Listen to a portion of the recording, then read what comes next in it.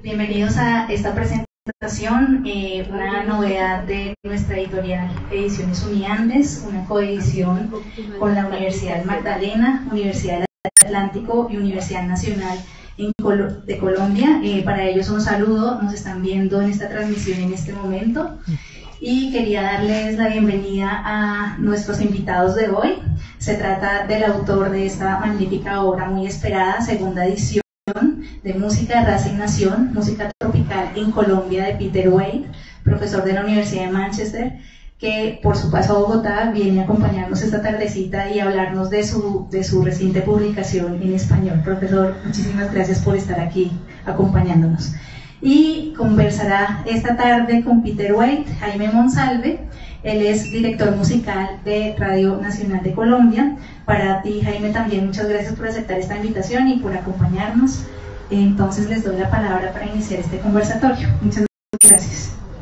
Bueno, muchas gracias, María Victoria, a ustedes, a la Universidad de los Andes, por la invitación que me han extendido, que me honra además, para charlar un ratito con Peter Wade, autor de una monografía que es absolutamente canónica, primordial para el entendimiento de esas situaciones que en lo histórico, en lo antropológico, en lo etnográfico, hicieron pues que nuestra educación sentimental estuviera permeada por la música proveniente de cierta parte de nuestro país, que es la región Caribe, frente, digamos, a una gran cantidad de obstáculos como la mirada de soslayo del interior, el racismo y una suerte de mirada de lo nacional desde el centralismo, que hizo que en determinado momento el deber ser de lo nacional fuera que la música del interior fuera la música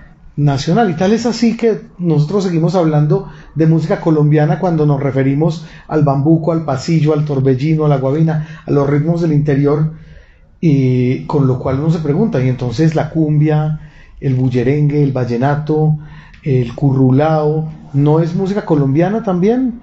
Entonces digamos que buena parte de eso que nosotros hemos generalizado bajo ese nombre tiene que ver con todo eso, con unas taras que nos deja el centralismo, y que, bueno, el por qué ocurrieron todas estas cosas y el por qué hoy somos un país tropical en medio de montañas, de todas maneras, es parte, pues, digamos, de lo que nos da a conocer este libro magníficamente desde el año 2000, cuando sale su primera edición en inglés, y luego pues cuando vendría una primera edición en español en 2002, que tristemente no circuló comercialmente, sino que se quedó cerrada para un círculo, porque fue una edición de la vicepresidencia que, bueno, pues como mucho de lo público, no tiene después salida en lo comercial, por muchas razones que conocemos.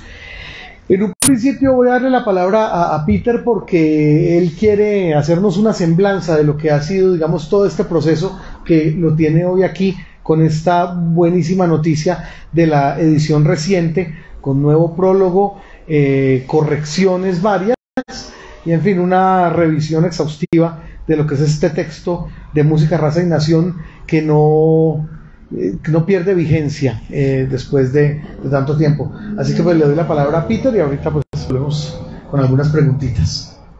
Bueno, muchas gracias, Jaime, muy amable por esa introducción tan generosa. Me agrada realmente mucho ver este libro, pues un libro que me agrada que tenga una vida tan larga, ¿no? 22 años, bueno, sí, 23 años ya. Y empiezo con agradecimientos. Agradezco a Adolfo González, que hizo la traducción del inglés al español, que en paz descansa. Agradezco a su hija Natalia González y a su esposa Marimar Auque, que empezaron el proceso de la segunda edición de esta traducción. Agradezco también a Jaime por estar aquí conversando conmigo, y a todas las casas editoriales que han participado en esta segunda edición, y especialmente, bueno, también quisiera agradecer a María Victoria por la logística de este evento, Y quisiera dar un agradecimiento muy especial a Adriana Delgado, la editora de Uniandes, editores Uniandes, que por ahí está, creo que está por ahí, bueno, ahí está, muchas gracias. Ella realmente como tomó el timón del proceso de sacar este libro, en la segunda edición de este libro, e hizo una labor realmente impresionante para conseguir las imágenes y los permisos para las imágenes, que en los 20 años que han transcurrido entre la primera edición y la segunda han cambiado las leyes sobre los permisos y lo que hay que conseguir en cuanto a permisos para reproducir imágenes, y resultó que no se pudo utilizar las mismas imágenes en algunos casos porque salió muy difícil o salió muy costoso conseguir los permisos, y ella se encargó de ir detrás de los permisos y otras imágenes alternativas de una forma muy impresionante realmente. Me dijo después que tenía como una relación muy especial con este libro, que fue un poco la razón por echar tantas ganas al proceso de sacar esta segunda edición. Entonces, estoy muy agradecido a Adriana y me agrada mucho que haya salido esta segunda edición. Gracias a ti, principalmente. ¿Cómo se despertó en mí un interés por la música? Bueno, cuando en los años 80 hacía trabajo de campo en un pueblo que se llama Unguía, del norte del Chocó, en el Urabá chocuano, no estaba interesado mucho en la música, estaba interesado en cuestiones de racismo, de discriminación racial, etc. Pero era muy patente que la música era un elemento mediador muy fuerte de las relaciones entre los diferentes grupos que en ese entonces vivían en Unguía, que eran los antioqueños, los chocuanos y los costeños de la costa caribeña. Entonces los antioqueños tenían sus bares donde escuchaban ranchera y tango, los chocuanos y los costeños, más aliados entre ellos, escuchaban salsa y vallenato en sus bailaderos básicamente, y surgieron conflictos alrededor de la música. La música surgió como un mecanismo de identificación, de marcar barreras y fronteras entre un grupo y el otro. Entonces, sí, era como imposible ignorar o desconocer la función de la música en mediar las relaciones étnicas en el pueblo. Y luego hice un trabajo de campo en Medellín con inmigrantes de la costa pacífica a la ciudad. Eso fue en los años, principios de los 90. Y, sí, no, perdón, estoy mal. A finales de los 80. Y otra vez salió el rol de la música, ¿no? Sobre todo entre los inmigrantes chocuanos, se aglutinaban en el centro de la ciudad, los domingos sobre todo, a escuchar vallenato. Habían bares específicos para chocuanos donde uno entraba y no veía ningún antioqueño, menos las meseras y el personal del bar, y uno escuchaba nada más vallenato y de pronto una salsa todo el día. Y hacían fiestas también privadas en los barrios donde se aglutinaban los inmigrantes, y ponían nada más vallenato y salsa toda la noche, y eso era causa de algunos conflictos con los vecinos antioqueños que no gustaban de ese ruido según la perspectiva de ellos. Entonces otra vez salió la música como algo muy, muy potente en las relaciones entre las personas. Y luego estaba sentado en un bar o en una cafetería en Bogotá con un amigo, colega, Egberto Bermúdez, muy conocido en la Nacional por su trabajo etnomusicológico. Y él me estaba hablando y me dijo, pues siempre me ha causado, he cuestionado cómo era que en el espacio de 2 o 3 décadas, a mediados del siglo XX, se cambió un poco la imagen musical de Colombia, de un país donde dominaban los ritmos y los géneros musicales de los Andes, el bambuco, etc. Y de golpe, dentro de 20, 30 años, cambió a ser un país, una música tropical, ¿no? Entonces, como que se tropicalizó el país en un espacio de 2 o 3 décadas. Entonces él me puso esa cosa como una semilla, se me sembró esa semilla en la mente, y luego con él ideamos un proyecto para investigar esa cosa. Y el proyecto lo hicimos juntos. Desafortunadamente él no pudo participar en la escritura del libro, y por eso como que se demoró mucho entre terminar el proyecto y salir el libro, porque estamos como tratando de manejar ese proceso de coautoría que finalmente no resultó. Pero eso fue la semilla que se sembró en ese momento, y fue el inicio del proyecto sobre la música. Entonces surge, para mí por lo menos, surge la pregunta de cómo se encaja este proyecto, este libro sobre la música, en el resto de mi trabajo, que se ha enfocado más que todo en relaciones raciales, por decirlo así, cuestiones de racismo, discriminación racial, identidad nacional en relación con raza, etc. ¿Cómo se encaja la música ahí?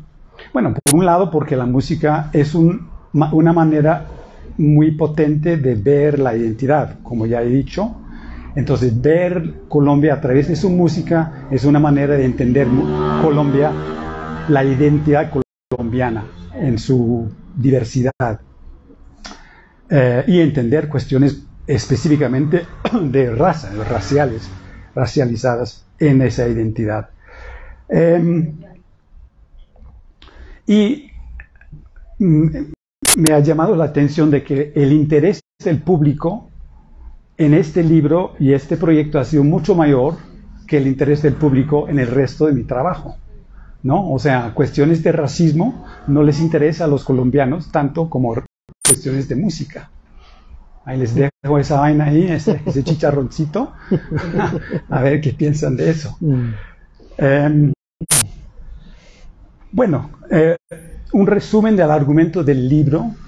¿Por qué? ¿Por qué pasó ese cambio tan brutal, digamos, o tan rápido desde el bambuco hacia la cumbia, por simplificar la cosa de esa manera? Bueno, tienen que leer el libro para saber eso, pero voy a resumir muy brevemente el argumento principal. La música costeña y la costa, en la década de los 30, 40, era la música más moderna del país, ¿no?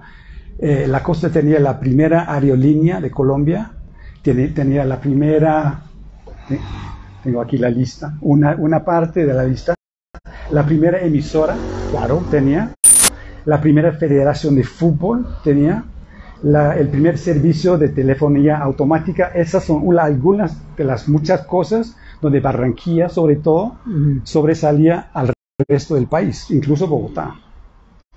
Entonces, Barranquilla y la costa en general era como el ícono de la modernidad en ese momento.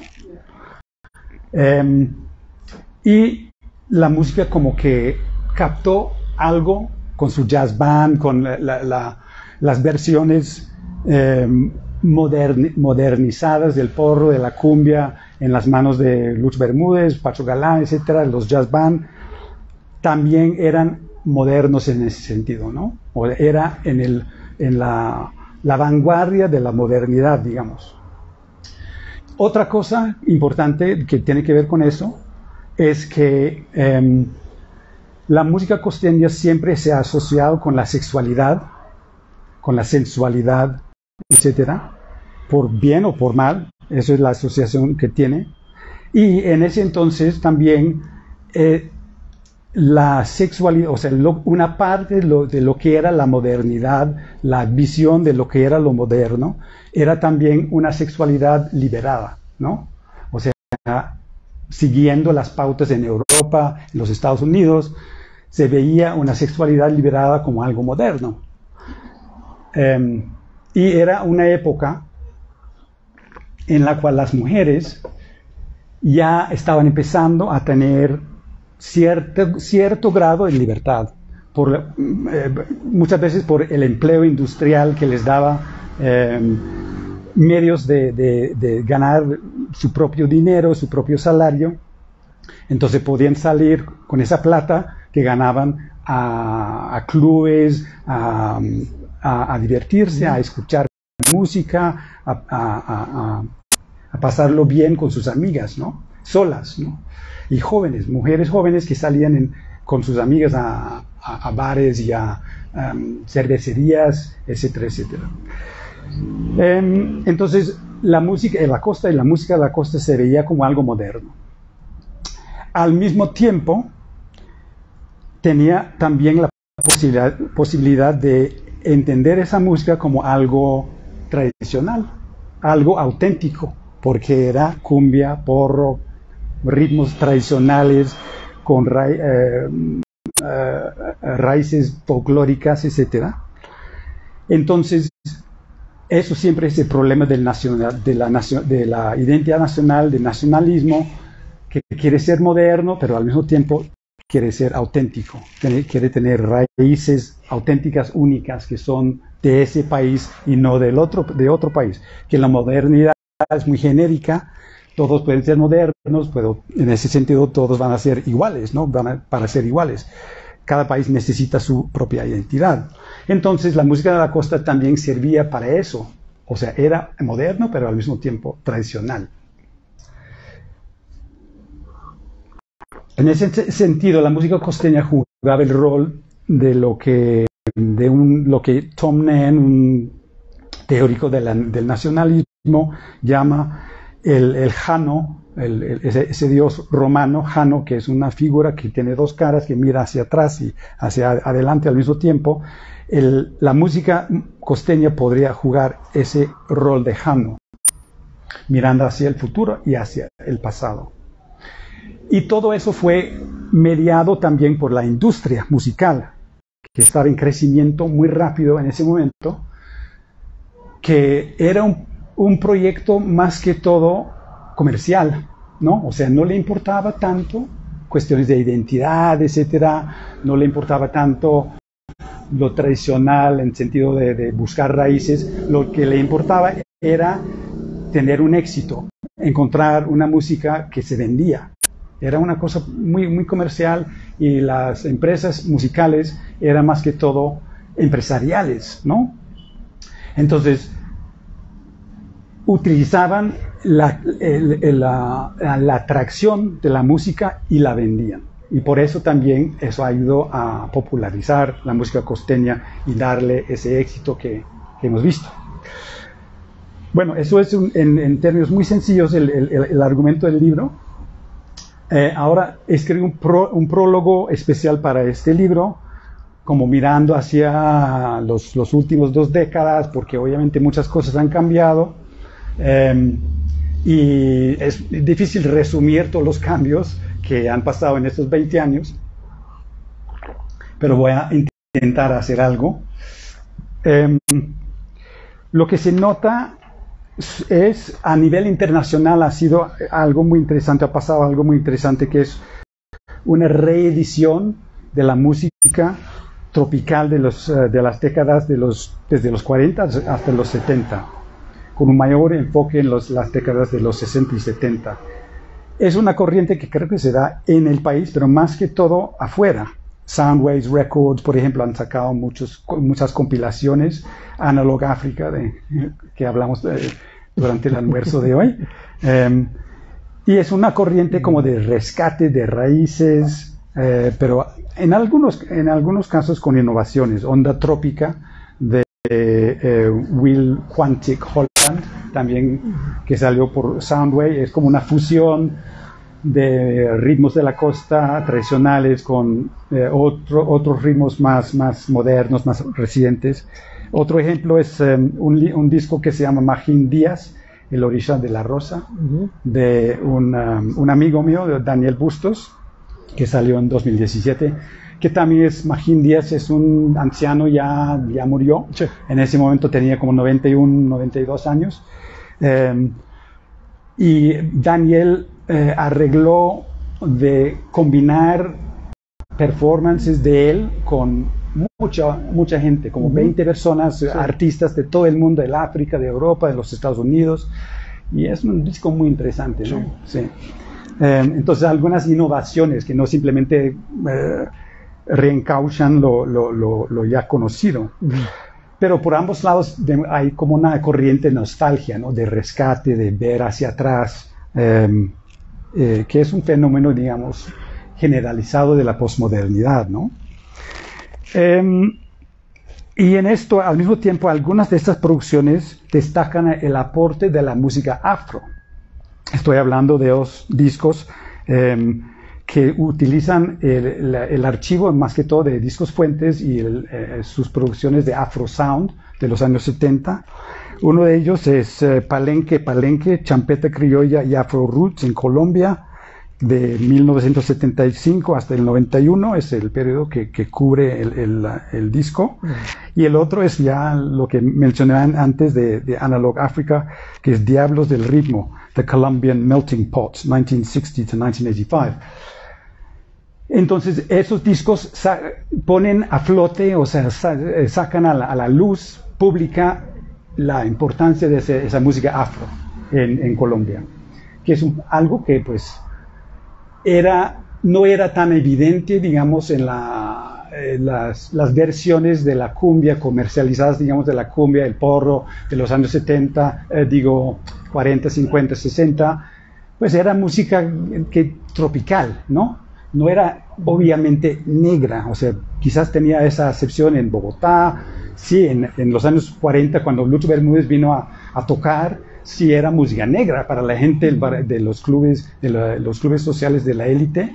Esa música era música negra para ellos, pero en realidad no era tan negra como la champeta o como el Afro Sound, que utiliza elementos claramente africanos. Entonces esto realza la contribución negra afro a esa música costeña. Ahora, ¿qué pasa con la cumbia? La cumbia figura en esas reediciones, tanto nacionales como internacionales, y al mismo tiempo, bueno, como sabemos, lo interesante de la cumbia es su internacionalización, ¿no? El hecho de que haya penetrado en el mercado de México, en los países andinos, Perú, Bolivia, Ecuador, Argentina, es muy popular la cumbia villera, la cumbia andina, chicha, como lo dicen en Perú. Entonces, interesante cómo es más popular la cumbia fuera de Colombia que dentro de Colombia, en algún sentido. Y luego hay como una serie de reapropiaciones donde la música, la chicha andina, vuelve a entrar a Colombia y se comercializa otra vez en Colombia, ¿no? O sea, un círculo de intercambios interesantes. Y lo interesante ahí, creo yo, es que ahí la cumbia se ha apropiado por lo indígena. En Argentina, en los países andinos, en vez de verse como una música negra o tropical, sí se ve como una música tropical, pero ya con un toque muy indígena, que también es como interesante, ¿no? Cómo se van cambiando esas acepciones, esos significados racializados. Ahora, el fenómeno de lo afro, o la importancia de lo afro, nos remite al fenómeno de la champeta. En el libro, que cuando estaba terminando el libro, la champeta estaba ahí porque había estado en Cartagena desde los años 70. Y cuando yo fui a Cartagena, pues en los bailes de las casas privadas, la gente, los jóvenes escuchaban champeta, además de vallenato y salsa, etc. Entonces yo dije, queda por ver si la champeta seguirá la ruta del porro, la cumbia y el vallenato hasta adaptarse, convirtiéndose en un estilo nacional hegemónico. Entonces, dejé ahí la pregunta porque en ese momento no se sabía. Y con el transcurso del tiempo parece que sí ha resistido ese proceso de adaptación. O sea, ha habido intentos de comercializarlo, cooptarlo, ponerle otro nombre, como terapia, por ejemplo, que no han funcionado realmente. Sigue siendo una música muy de barrio, muy de la costa, a pesar de los diferentes intentos que se ha hecho. Por ejemplo, en manos de Shakira, por ejemplo, que cuando hizo un performance, un show en el Super Bowl de 2020, utilizó elementos de champeta. Yo creo que es el ejemplo más claro de un intento de comercializar y cooptar esa música para un público más general, más internacional. Pero sin embargo, creo que sigue siendo básicamente una música de barrio, de región. Y a pesar de que haya sido también objeto de campañas de patrimonialización a un nivel muy local, en manos de gente como Rafael Escayón y Mili Iriarte, que es la directora de una orquesta de champeta femenina que se llama Las Emperadoras de la Champeta de Cartagena. Ellos están tratando de hacer reconocer la champeta como un patrimonio nacional, algo así. Pero es un proceso de patrimonialización muy particular. Cito un estudio de Juan Montoya Alzate que dice que ese proceso se revela como poco alineado con las formaciones de poder hegemónicas, desafiando así a aquellos involucrados en la creación de listas de patrimonio. Entonces, yo creo que sigue teniendo como una identidad bastante subalterna, independiente, la champeta. Vamos a ver qué pasa en el futuro. ¿Qué pasa con el vallenato? Pues creo que algunos elementos del vallenato ya se han vuelto como el sonido de Colombia a nivel internacional, ¿no? Por los efectos de Carlos Vives, el fenómeno Carlos Vives, el fenómeno Encanto. Por ejemplo, ya en Encanto suena el acordeón con unos toques de vallenato, pero como ya unos toques de reggae, hasta de reggaetón también. Pero para el público internacional, el acordeón y Colombia son como cosas muy identificadas. Mientras que creo que dentro de Colombia, el vallenato ya no tiene ese poder.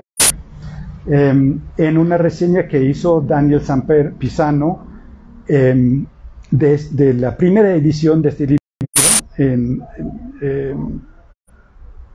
que salió en 2002, y la reseña también salió en 2002, y él citó una encuesta nacional de cultura que se hizo en 2002, y dijo que la música costeña, expresada sobre todo a través del vallenato, constituye hoy por hoy el más entrañable símbolo popular de los colombianos. Eso fue el resultado de la encuesta nacional, según él. Ahora sería interesante saber si hoy, en 2023, sigue siendo igual. No creo. Y una parte de eso es porque la música de la costa pacífica ha florecido mucho, quizás ocupando hoy en día el lugar que ocupaba la música costeña de hace unas décadas, quizás, me atrevo a decir. Pero ahora dentro de un marco muy diferente, un marco del multiculturalismo, y esa música ya marcada por una propuesta muy clara de afirmación étnica y hasta antirracista. Sobre todo en las fusiones que hacen grupos como Chucky Town y Blue Comply, etcétera, fusiones de hip hop con reggae, con currulao, etcétera, que son fusiones muy llamativas, ¿no? Y uno está empezando a ver, sobre todo a través del Festival de la Música de la Costa Pacífica que se hace de Petronio Álvarez, que se hace en Cali todos los años, procesos muy fuertes de comercialización y de cooptación, que siempre es un terreno de combate, de pelea, ¿no? De tratar de expresar ciertas identidades o ciertos principios hasta políticos, y mantener esa autonomía e independencia de expresión, y al mismo tiempo tener un público oyente masiva.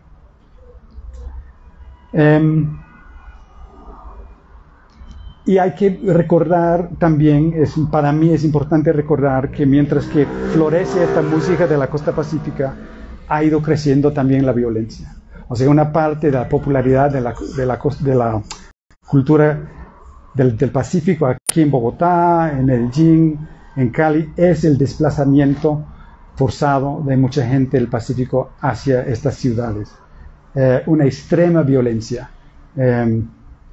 que es una violencia no accidental, o sea, en términos raciales es una violencia racializada, o sea, no es accidental que esta violencia afecta de una manera desproporcionada a los pueblos afrocolombianos e indígenas también.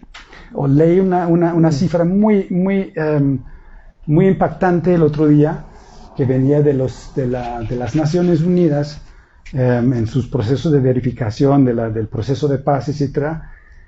Y había pues datos sobre violencia, desplazamiento, asesinatos, etcétera, que sí es desproporcional en cuanto afecta a comunidades, o sobre todo líderes y defensores de derechos humanos afrocolombianos e indígenas.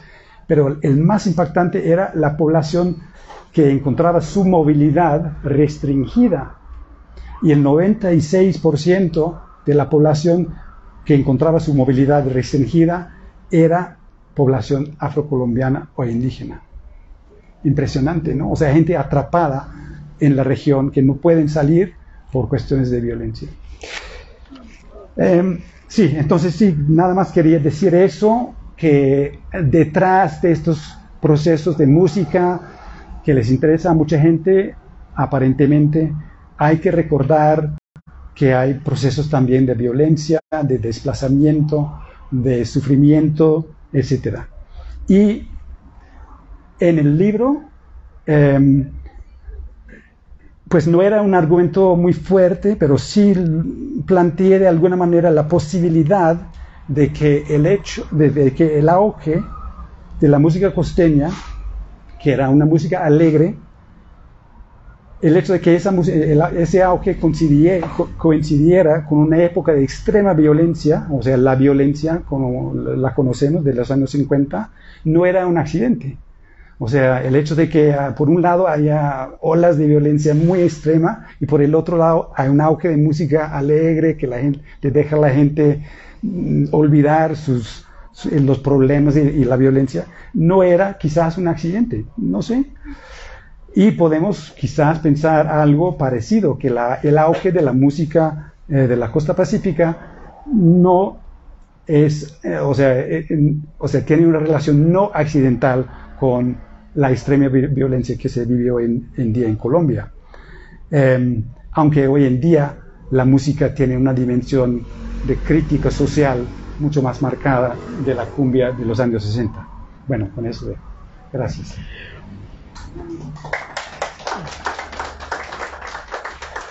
Bueno, no, Peter, muchas gracias. Gracias por el... ahí está. Ahora sí, gracias. Pues no, gracias, Peter, por esa suerte de mirada transversal que has hecho acerca de digamos, de lo que fue la confección de este libro.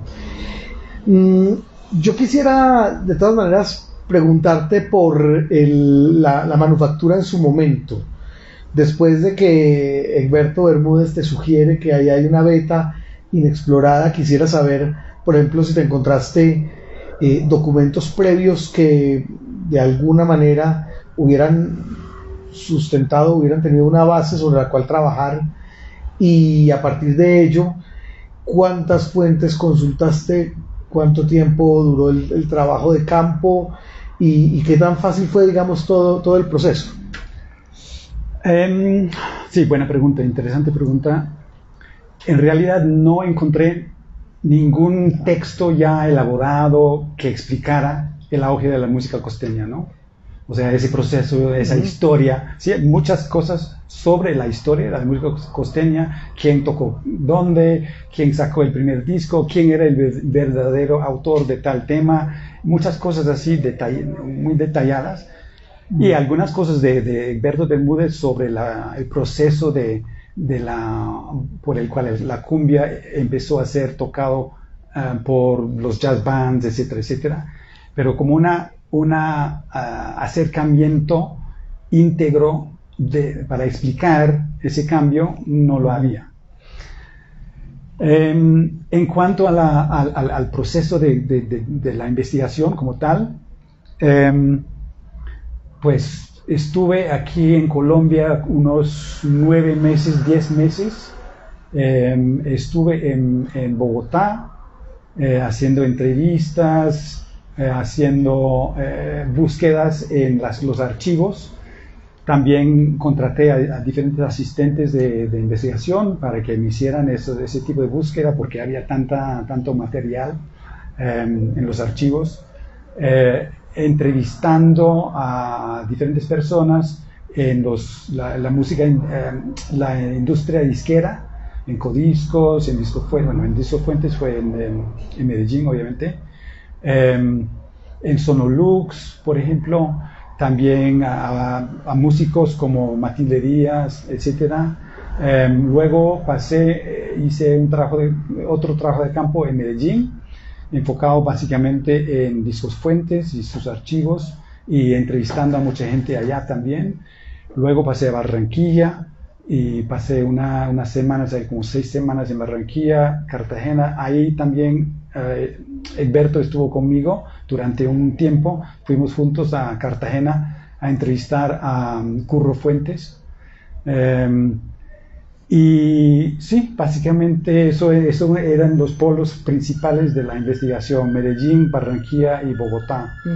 Y sí, unos 9 meses de trabajo duro. Sí, a mí mismo me sorprendió la cantidad de información que logramos recoger.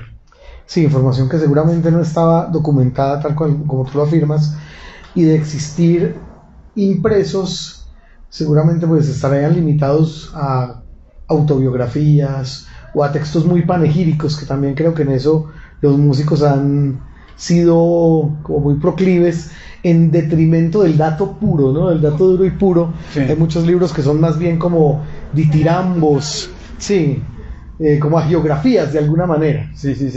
No, es interesante, o sea, buscando la fecha precisa en que salió tal disco o quién era el autor verdadero de tal tema. Uno tiene que dejar eso porque se vuelve loco, porque cada uno tiene su versión. No, yo soy el verdadero autor de este tema, me lo robaron hace tiempo, no sé. Sí, uno tiene que tomar todo esto con muchos granos de sal, ¿no? Y tratar de como triangular la información que uno tenía para llegar más o menos a una fecha aproximada de cuando pasó tal cosa, ¿no? Entonces sí, es un campo que apasiona mucho a la gente, y donde toda la gente tiene su propia perspectiva, sobre todo los músicos y los coleccionistas de discos. Son viciosos, como saben ustedes, ¿no? Correcto. Hablemos un poco de la diáspora, ¿no? Tal vez como a partir de ella, para preguntarnos qué fue primero, si el huevo o la gallina. O sea, ¿la música tropical se posiciona en el interior del país por la llegada de músicos costeños, o al revés? ¿Llegan los músicos costeños saliendo de situaciones, digamos, de pobreza o de violencia, y a partir de que ellos están acá es que empiezan a mostrar la música y empieza a posicionarse? O sea, ¿hubo primero oferta o demanda? Eso sí es muy difícil de decir. Yo tengo una pregunta. Hace rato no entiendo el chocuano y el antioqueño, como que tenían que ver con la música vallenata. El chocuano no es música vallenata. 10. Pero en Medellín y en Hungría, sí, los chocuanos escuchan vallenato. ¿Sí? Les ¿Seguro? encanta, sí. Pero no tiene nada que ver con el vallenato. No, con No. los orígenes no, Ok. no tiene nada que ver. Sí, para ellos es el currulao y Ujú. la chirimía y todas esas Sí. cosas. Pero sí, en Medellín, uno entraba al bar suizo, por ejemplo, un domingo, Ajá. puro vallenato y puros chocuanos. Vallenato y salsa me sonó. Sí, No hay nada de eso. sí. Bueno, volviendo a tu pregunta, es que hay dos cosas. Hay músicos de Bogotá Ujú. que empiezan a como tropicalizar su música, ¿no? El bambuco fiestero, Claro, por ejemplo, la rumba criolla. la rumba criolla. Y después vienen músicos de la costa, como Lucho Bermúdez, por ejemplo, Pacho Galán, etcétera, a tocar en los clubs de la élite. Por ahí ya había como alguna apertura, digamos. Entonces es muy difícil.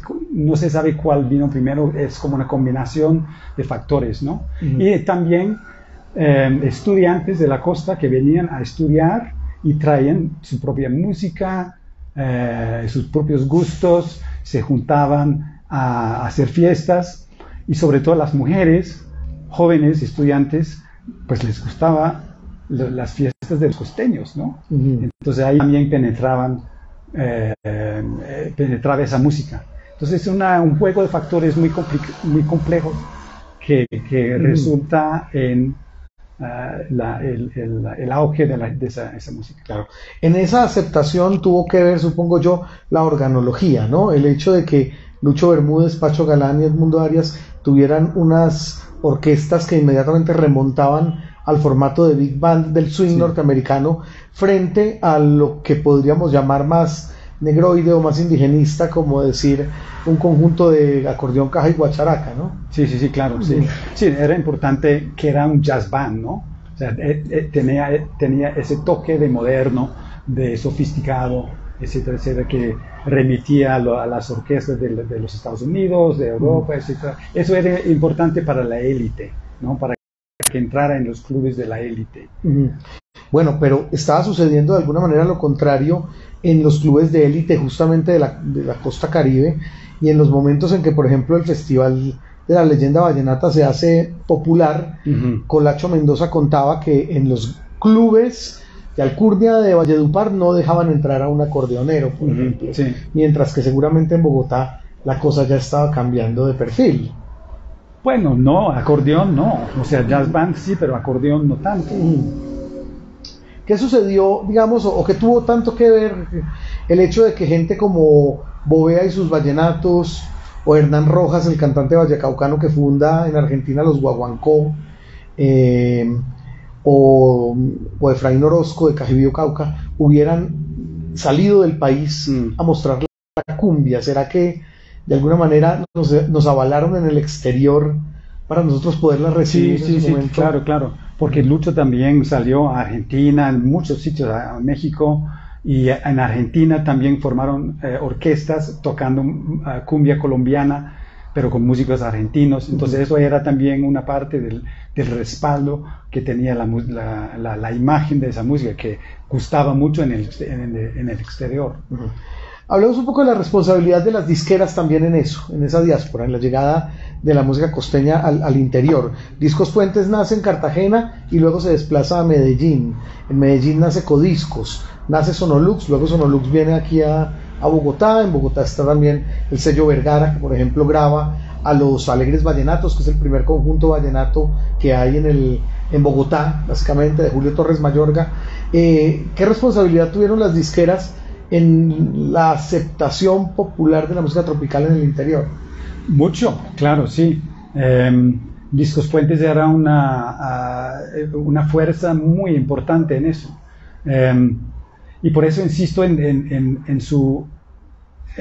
lo comercial de la visión de ellos, ¿no?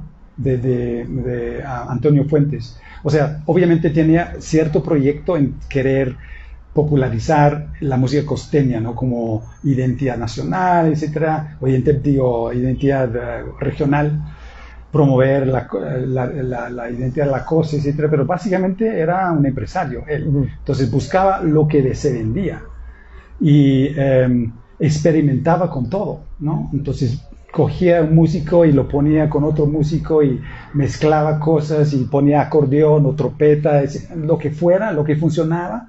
O sea, podría experimentar, o sea, viéndolo desde aquí hacia atrás, uno no se da cuenta de lo experimental que era el escenario de la música en ese entonces, que trataban de hacer lo que sea, y obviamente la mayor parte nunca se hizo porque nunca se volvió popular, y lo que sí funcionaba, eso se volvió la música costeña que se conocía. Correcto. Bueno, esa es la responsabilidad de las disqueras. Y la radio, por ejemplo, ¿en qué contribuyó a ese gusto? Aquí en Bogotá, por ejemplo, tal vez en la década del 50 es que llegan a hacer en Radio Santa Fe la hora costeña, que es como la primera difusión de este asunto. Sí. ¿Qué tanta responsabilidad tuvo también la radio? Muy importante la radio, porque era un aparato relativamente barato para tenerlo, ¿no? Y si uno no podía tener su propio aparato en la casa, se utilizaba, las tiendas también tenían radio y ponían los baffles hacia afuera para atraer clientes, como todavía lo siguen haciendo. Entonces era una cosa que tenía un impacto masivo en el público, y también tenía sus radioteatros. O sea, no era una emisora, tenía un radioteatro, donde podían acudir el público a participar y escuchar mientras se hacía la transmisión. Entonces era muy importante la radio en popularizar ese tipo de música. Sí. Correcto. Bueno, ¿y cómo es que esa música después es asumida por músicos del interior? Es decir, ya tenemos en la década del 70, sobre todo gracias a la labor de Codiscos y de Discos Fuentes, unas agrupacionnes juveniles conformadas por paisas prácticamente todos, que tenían además nombres de agrupaciones de rock, porque eran todas en inglés, los Black Stars, los Bobby Soxers, los Dangers, los Bebops, y que pareciera que fueran más de rock que de otra cosa, pero terminan haciendo una cumbia muy del estilo paisa. Claro, sí.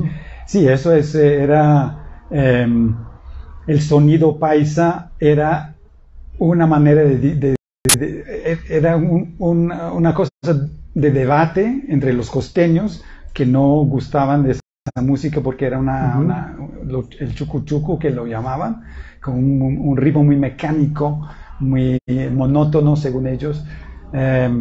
Entonces a ellos les gustaba más una cosa más auténtica.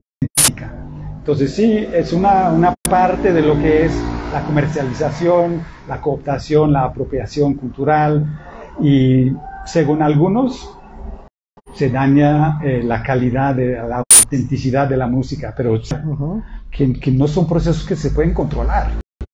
Y por eso es importante lo empresarial.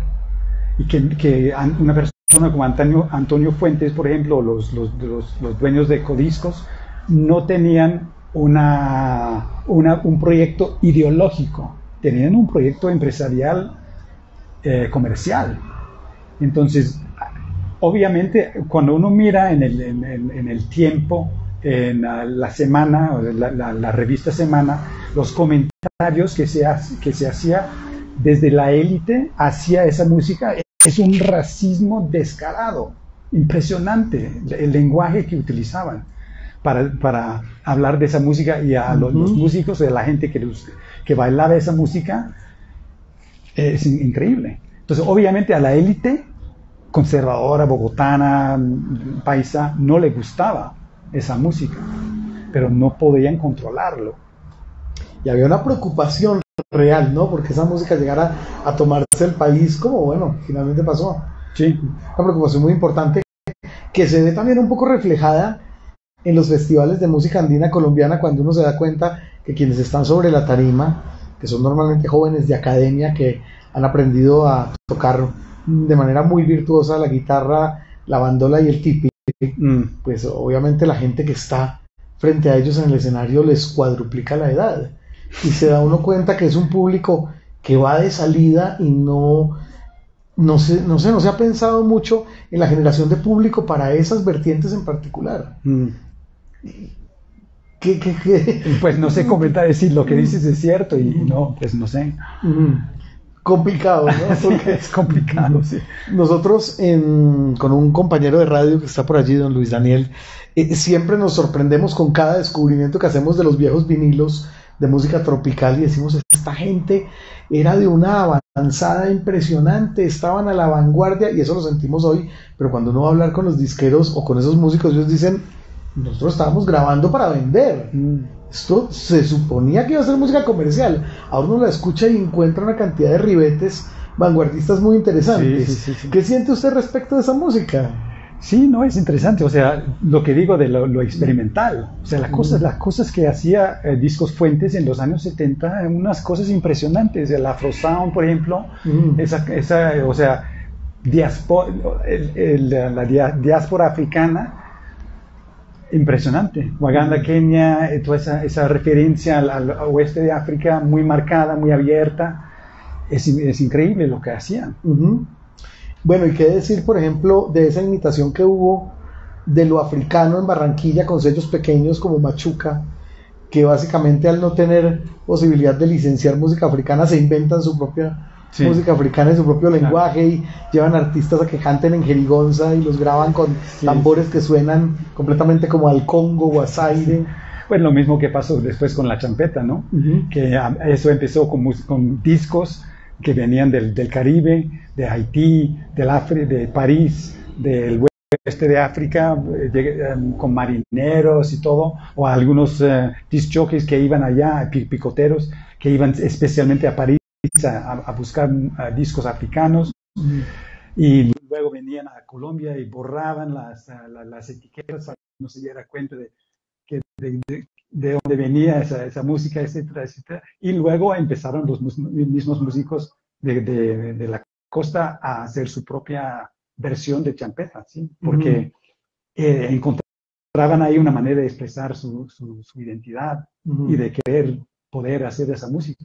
Bueno, desde la impresión de la primera edición en inglés de Música, Raza y Nación, pues han pasado 23 años y es mucho lo que ha ocurrido respecto de la resignificación de los sonidos tropicales en el interior, sumado ello también a una prosperidad de la cual ya hablamos brevemente hace un rato, de los sonidos del Pacífico colombiano. Todo ello llega aquí, entre otras, primero porque el Festival Petronio Álvarez, por el lado del Pacífico, pues empieza a cobrar una vigencia interesantísima sumada a tradiciones que empiezan a interesar también, como por ejemplo la de las bebidas ancestrales, la comida típica de la región. Digamos que todo eso se suma para que empiece a haber un apogeo muy interesante de esa música, pero también la música del Caribe colombiano que se había quedado un poco en los discos, es explorada por estudiantes que van, viajan, hacen trabajo de campo, aprenden de esos viejos maestros y después llegan acá y combinan de alguna manera toda esa música con las influencias con las cuales se criaron, es decir, con el rock, con el jazz, con el hip hop. Y hay un caso muy interesante que es el de los músicos de Carlos Vives cuando no está Carlos Vives, que crean su grupo Bloque de Búsqueda. Y lo mismo aquí en Bogotá, pues la agrupación Curupira, que es pionera en ello, que es una agrupación que remite un poco al formato de los gaiteros de San Jacinto, pero con un bajo eléctrico y unas armonías completamente traspuestas, provenientes pues seguramente de algo un poco más contemporáneo, pero sí se empieza a dar una suerte de música independiente en el interior del país, que interpela a las costas, pero con una mirada absolutamente urbana, si se quiere, y de eso, con la palabra urbana se solía definir eso hasta hace un tiempo, hasta que el reggaetón se apropió de la palabra urbano. Ahí creo que ya dejamos de llamar a eso el sonido urbano y preferimos llamarlo nuevas músicas colombianas. ¿Qué decir sobre eso? ¿Y usted se lo imaginaba que podría llegar a pasar eso? ¿O qué sentía sobre esta música después de que termina la investigación? Bueno, ya estoy saliendo de mi área de conocimiento. Tú sabes mucho más de eso que yo. Pero ese tipo de cosas yo creo que siempre ha pasado. O sea, Gabriel García Márquez y Manuel Zapata de Olivella en los años 50 traían a músicos de la costa a hacer a tocar música aquí en Bogotá, en una embajada costeña, ¿no? Como era un país forastero, extranjero, ¿no? Entonces, siempre ha habido ese tipo de apelación al conocimiento de los músicos de esa región y el traslado de esa música aquí al centro de la ciudad, donde se le pasan muchas cosas. Se le apropia, se le cambia, se le fusiona, sí, muchas cosas. Y sigue el mismo proceso hoy en día, en los procesos que has escrito, que yo no conozco ni al fondo de esos procesos. Bueno, el hecho de que estemos aquí convocados alrededor de una primera edición comercial en español de Música, Raza y Nación, 23 años después de su lanzamiento en inglés y 20 o 21 años después de su primera edición en español, que fue de distribución cerrada, nos, digamos, da a entender que el libro tiene una vigencia absoluta, que después de todo ese tiempo sigue siendo la investigación no solamente primigenia y canónica, sino que sigue siendo empleada, y cuando uno revisa las monografías de otros escritores se da cuenta que siempre está citado para apoyarse en él, en algunos casos también de repente para hacer algún tipo de aclaración, porque pues eso suele pasar también, y habrá quienes no estén de acuerdo con algunas de las teorías, etcétera, pero el libro siempre está vigente en los estudios académicos sobre música colombiana. Visto a la distancia, ¿qué siente usted respecto a eso, a esa vigencia en el tiempo de Música, Raza y Nación? Pues sí, me sorprende mucho, me gusta, me agrada, obviamente, pero sí, nunca pensé que cuando salió el libro, nunca pensé que iba a tener un impacto una vida tan larga, digamos. Pero sí, me agrada mucho. Agradezco mucho a Adriana, sobre todo, y a la editorial Uniandes y los demás editoriales. No, al contrario, el agradecimiento, bueno, para la editorial, por supuesto, que se han interesado en proporcionarnos el privilegio de poder tener cada uno en nuestra casa esta edición, no depender del PDF que circula por ahí, pero un PDF que de todas maneras Peter pondera, porque gracias a él es que se pudieron apoyar esos investigadores, ¿no? Sí, claro. O sea, agradezco también a Gustavo Bellemos, que fue él que realmente empujó todo el proceso de traducción de la obra del inglés al español. Y obviamente yo no sabía en ese momento que iba a ser una edición restringida, que era una edición de regalo, ¿no? Para él y sus amigos, y sí, una cosa política, pero de todas maneras se hizo y ellos pagaron la traducción y todo eso, entonces sí, quedo muy agradecido con él también. Bueno, y hay algo más que es un aliciente para que quien realmente quiera meterse en los recovecos del libro y que lo compren, es que pues esa primera edición tuvo de todas maneras unas erratas importantes en los pies de página, ¿no? Hay que decirlo, hay que advertirlo para quien los quiera emplear, como una especie de teléfono roto, ¿no? Los retradujeron cuando... Sí, eso fue un problema que o sea, cuando una cita que yo saqué de la revista Semana o El Tiempo, lo traduje al inglés, y Adolfo González, cuando lo tradujo al español, lo tradujo así como estaba, y perdió el texto original de la cita. Y Daniel Samper, a hacer la reseña del libro en español, lo notó y me llamó la atención a eso. Entonces, en esta edición volví y busqué todas las citas originales en español de los periódicos y las revistas de esa época, y también de las entrevistas, ¿no? Que yo hice con la gente, pues respeté sus palabras, y aunque no era necesario, busqué también su forma original de expresarse, y esta edición lleva todas esas correcciones. Pues enhorabuena que la tenemos. Bueno, aprovechemos que está Peter Wade con nosotros para que le hagan las preguntas que quieran respecto al libro, su producción, etcétera. ¿Qué cosa que le quieran preguntar? Creo que...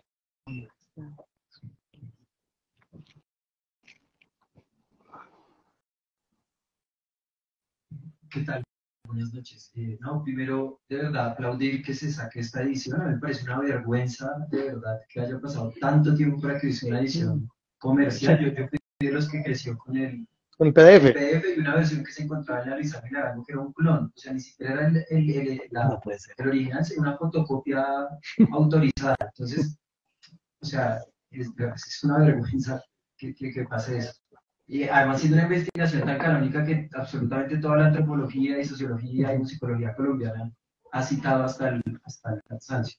Dicho ese comentario, valdría la pena, digamos, también, no sé hasta qué punto en estos 23 años el profesor Güey también ha evaluado todo lo que pasa después, que es, digamos, también estos fenómenos muy de Bogotá, por ejemplo, después el Tropipop, que es un grupo de gomelos queriendo ser del Caribe, porque básicamente es eso, pero también tenemos cosas muy, ahora como, no sé, Mau Gatillo, que termina siendo como un vallenato funk, es una cosa que ya se sale y que conversa con mucha atención con el Caribe, ¿no? Digamos, yo pienso en esas apuestas, incluso Carlos Vives genera tensión en ciertos círculos mucho más puristas.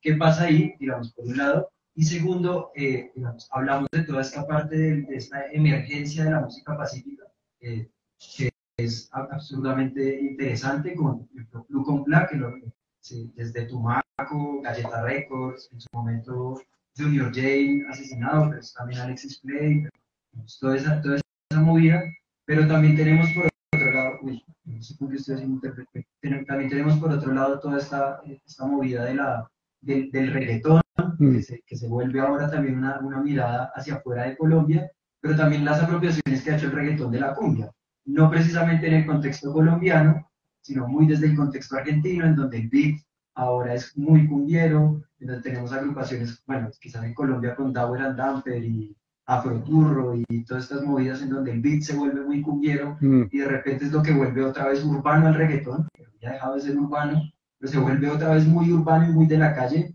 vía la cumbia, lo cual es un giro de tuerca bien curioso, pero digamos, ¿qué se podría evaluar ahí a 23 años de la... Bueno, es una pregunta muy complicada y también estoy saliendo. Yo trabajo sobre la música de los años 30. El libro salió en 2000 y ya me he dedicado a otras cosas, la verdad. Entonces, prefiero no inventar una respuesta ahí como para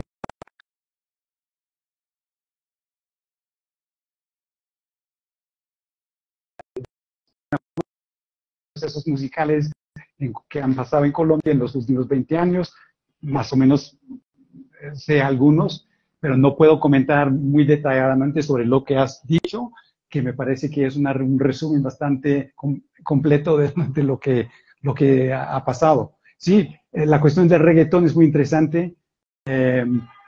Es un ritmo tan sencillo que se pega a muchas otras cosas, ¿no? Como puede ser la cumbia, el reggae, se utiliza ese toque, ese ritmo, es muy apropiable para diferentes géneros. Es muy interesante como algunas cosas pueden pegar de esa manera. La salsa, por ejemplo, no es igual. O sea, la salsa es la salsa en todas partes y el ritmo de la salsa uno lo ubica y se vuelve una canción, ya es salsa. Pero el toque del reggaetón le da un toque especial a muchos diferentes estilos de música. Sí, es un fenómeno interesante.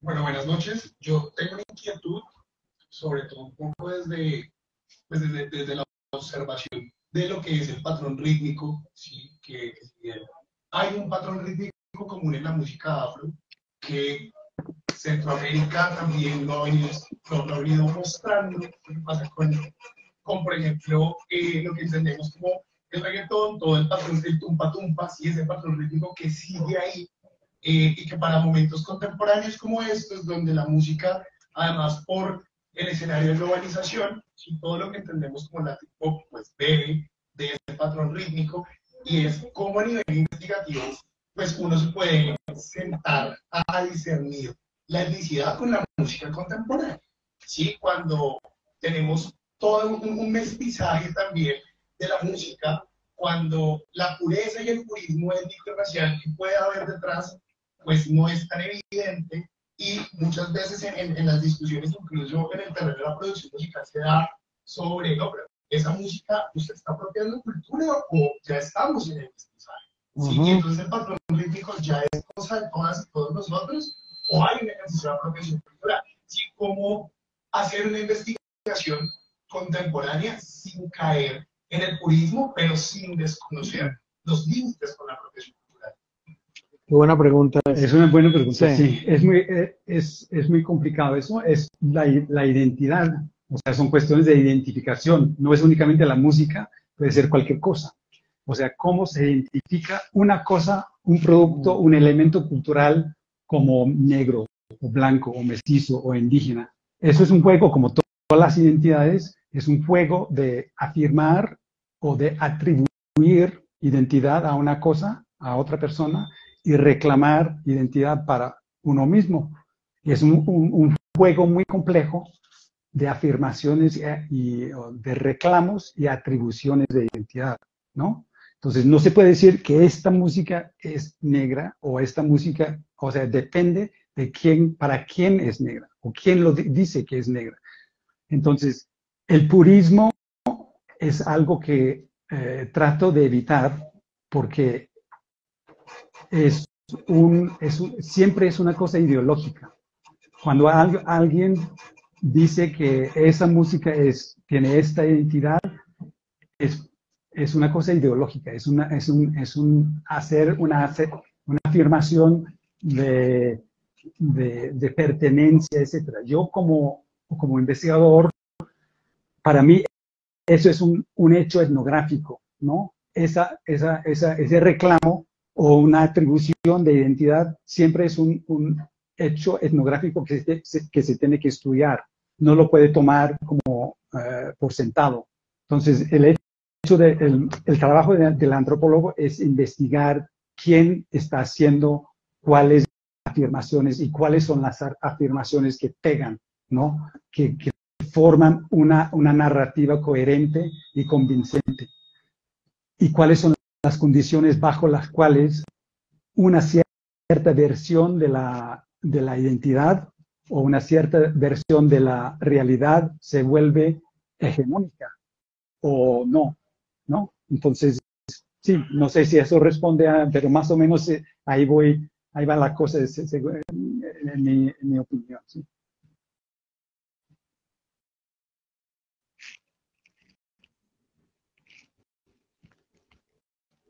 Hola, buenas noches. Buenas noches. Pues bueno, este es como mi primer acercamiento al libro, no he tenido la oportunidad de descubrirlo aún. Entonces, no sé si la pregunta que voy a hacer se trate ya, pero pues quisiera saber, desde tu opinión y tu investigación, qué diferencias o similitudes encuentras como en el paso que hubo del bambuco viejo del Pacífico y del corulao a una música andina como el bambuco, y el paso que de pronto hubo de la música tropical, porro, cumbia, al sonido paisa o al chucuchuco. Perdón, la primera, ¿el bambuco a qué? ¿Qué? Bambuco Del viejo. bambuco viejo Ah. o curulao al bambuco más andino que conocemos. Y del paso de la música tropical al sonido paisa. Yo creo que son procesos muy distintos. O sea, de la cumbia al sonido paisa, eso es un proceso de comercialización que pasó en una época histórica muy específica.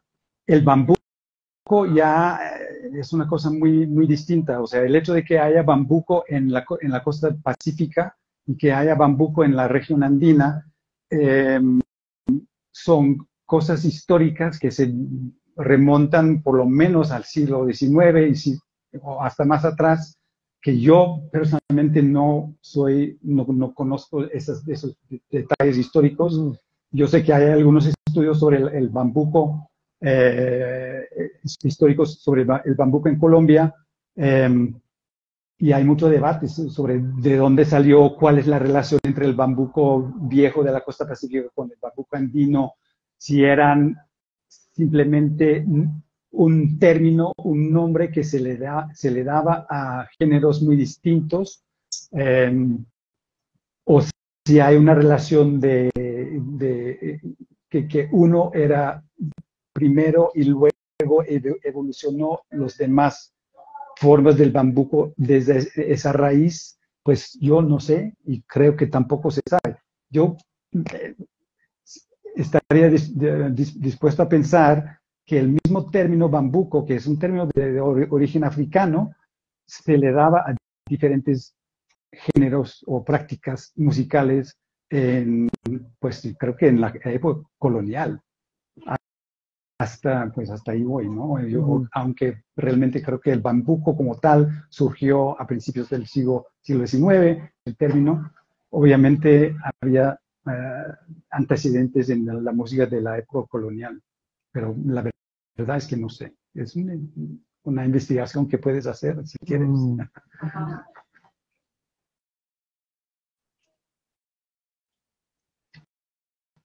Muchas gracias, Peter, por este abrebocas de esta obra que parece muy interesante. No tenía la oportunidad de acercarme, pero gracias porque es interesante escuchar una mirada extranjera que toma como ángulo de argumentación la música, que es algo tan cultural.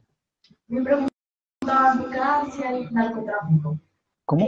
Narcotráfico. El narcotráfico. Sí. ¿Qué hay del narcotráfico en todo este proceso de transición y evolución entre la costa y el interior? ¿Cómo se puede ver reflejado en la música, en la huella y el impacto que el narcotráfico tuvo? Y si existe algo de este ritmo que refleje este proceso, o bueno, este momento histórico de nuestro. Gracias. ¿Dónde empezar? Se puede empezar con el son cubano, cuando el son cubano volvió una música nacional, que pasó lo mismo que con la cumbia, pero un poco distinto porque no había como un bambuco o algo así.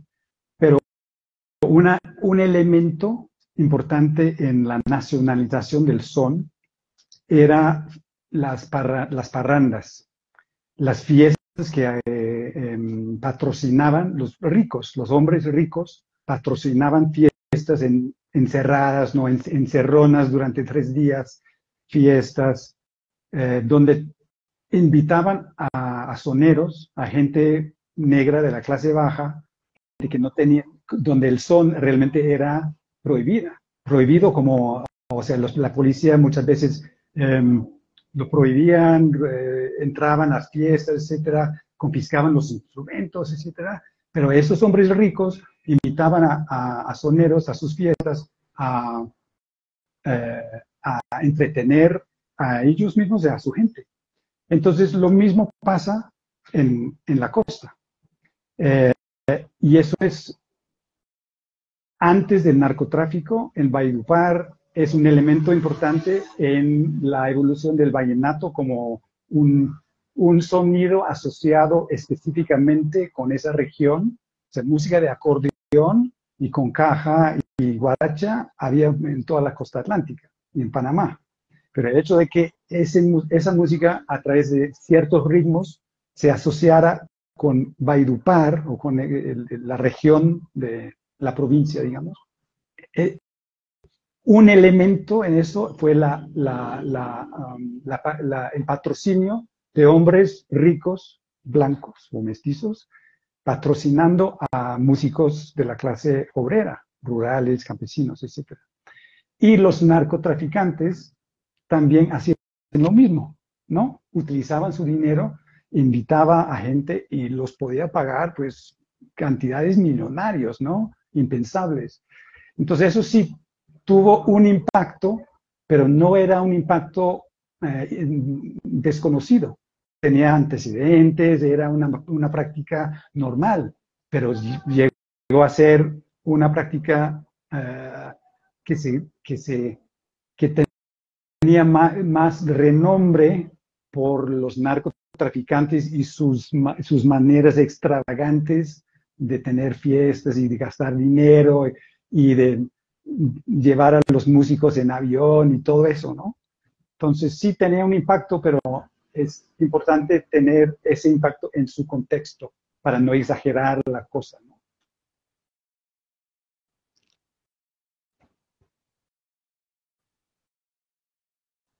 Bueno, pues yo solo quisiera expresar mi gratitud pues, por hacer esta presentación del libro, que pues, digamos yo como tal soy más un melómano que cualquier otra cosa, soy diseñador gráfico, no sé directamente que ver, también hago un poco de música de manera como hobby, ¿no? Pero agradezco mucho a Peter por interesarse por esta cultura nuestra, ya que pues desafortunadamente en Colombia pasa mucho que alguien tiene que ser reconocido al extranjero para que, o algo tiene que ser reconocido al extranjero para que aquí lo valoremos. Y digamos, yo desde mi experiencia, yo tengo 45 años, ¿sí?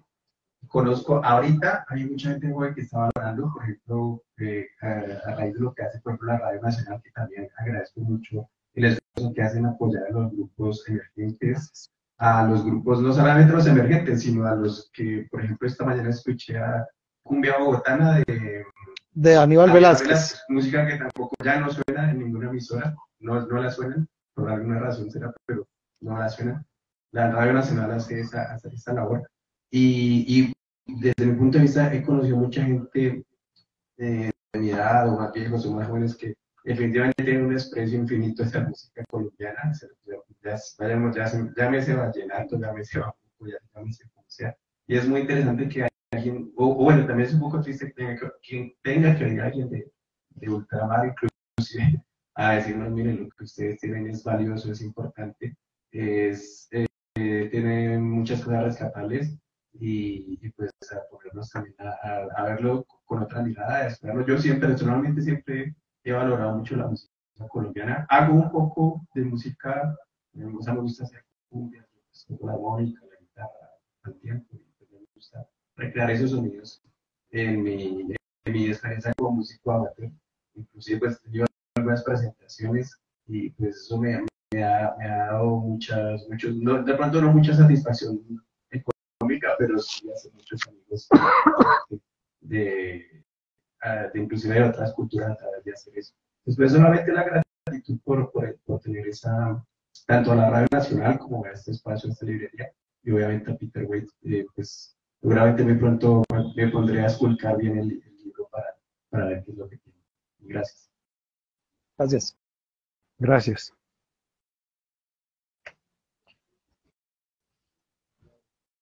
Bueno, pues el agradecimiento a todos ustedes por venir, a Peter Waite, el autor de Música, Raza y Nación, y por supuesto a nuestros amigos del Fondo de Cultura Económica por la posibilidad de haber estado en este espacio tan bonito de la librería María Mercedes Carranza, que realmente es excepcional, es una hermosura y es una alternativa para quienes estén como en este lado de la ciudad para llevarse un buen libro. En este caso, ese buen libro, pues la invitación es a que se lleven Música, Raza y Nación, porque realmente es un privilegio, como ya lo decían por aquí, el hecho de poder tenerlo en su edición en español, no lo desaprovechemos, y además aprovechar que está aquí Peter seguramente para una que otra firma del libro para quien esté interesado. Así que nuevamente, muchas gracias por estar aquí. A la Universidad de los Andes, por supuesto, el agradecimiento también por esta gentil invitación, que para mí es un verdadero honor. He compartido con Peter Waite, constituye para mí un privilegio. Peter, muchas gracias. Gracias a ti, Jaime. Gracias a ustedes también por venir.